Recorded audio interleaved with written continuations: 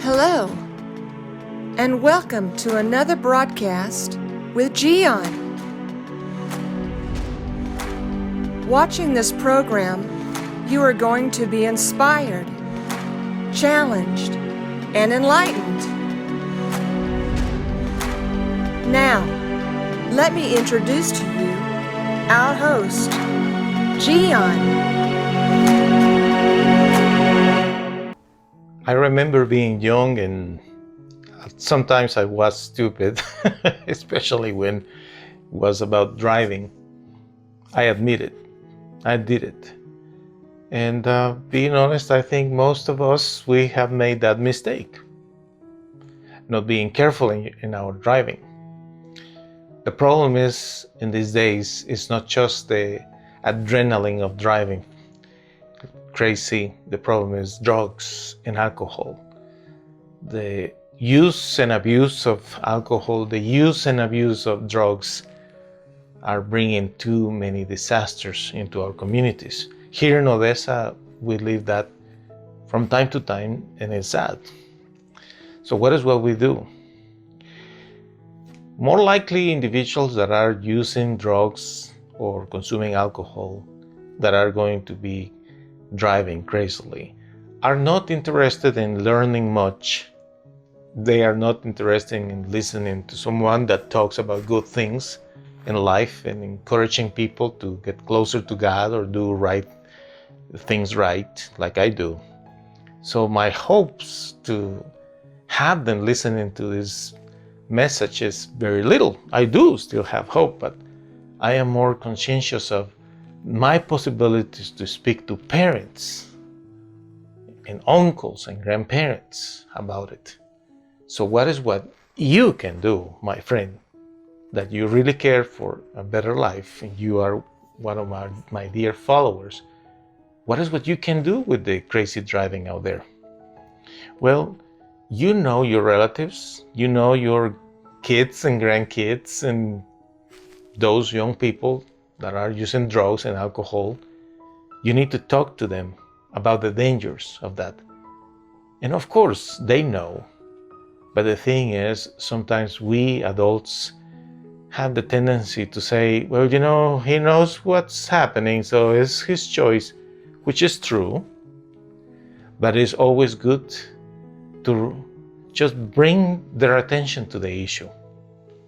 And one thing that you can do that is very simple is just to grab, whether it's from the newspaper, printed copy, or simply you can find online news about deaths caused by crazy driving, and show that to this person. You are not insulting your son or your grandson just by telling him, I want you to see this. It's not an insult. This is the first thing. You have to show it just to remind him, this young fella, about the dangers of doing that, because people die. And once this person sees that, of course, is going to refuse to see it and say, defend whatever, because it's what they do. Then you can say something like this. Let's say the young fella's name is Jimmy. So this is what I will say to Jimmy. Jimmy is my son or my grandson or my nephew. And I will say, Jimmy, do you know that I love you? Well, answer my question, Jimmy. Do you know that I love you? Yes, I do. Okay. Do you think that I am showing you this to upset you? Well, no, honestly.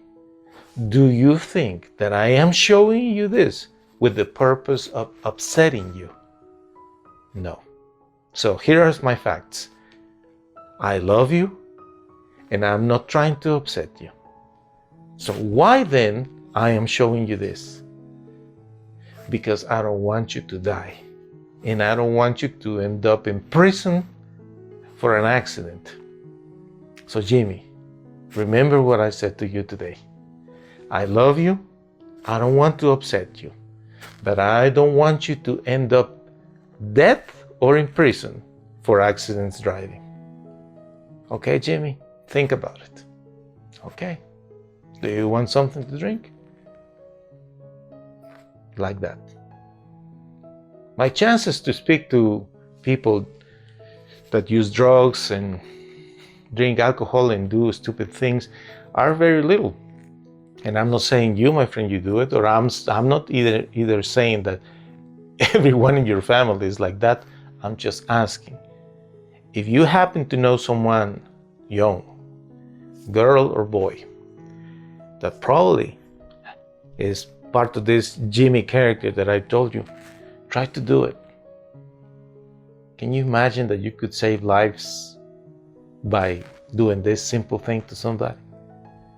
That would be lovely, because that could be even my life or your life one day in that intersection when this hypothetical Jimmy was about to kill me or kill you because he was high or drunk.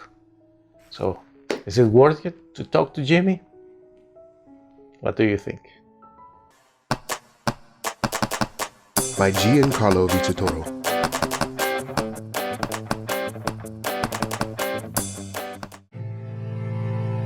I know you have suffered, but what if you would have never met your mom because she died giving birth to you? That's the beginning of Simon's story. Then Simon's father died when he was only 15 years old. He was sent to a foster home where he was bullied, humiliated, and there was no one to protect him. But Simon decided to find a way to get his revenge by studying and becoming good at sports. He won a scholarship, and soon he started his own business, Simon's Yardwork. Mean people were envious of his success, but one day, Simon met and fell in love with Jackie. They were happy until the FBI arrested Simon due to clues that incriminated him with several murdered people. Will Simon end up in prison? Don't miss the outcome of this story, The Best Revenge, the musical that will inspire everyone to pay good for evil. Go to mygiancarlo.com to purchase The Best Revenge on audio and video.